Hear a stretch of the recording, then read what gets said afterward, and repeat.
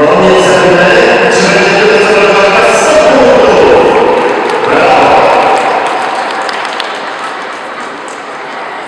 No myślę, że przed Panią Karolina wyzwanie jest to. I jeszcze sobotę będziesz walczyć.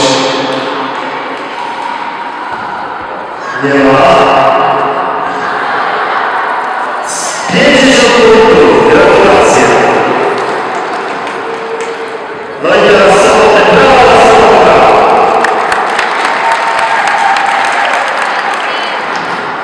Nie ma. Nie ma. Sobotu. Nie ma. No niestety, brawo sobota. No i moi drodzy,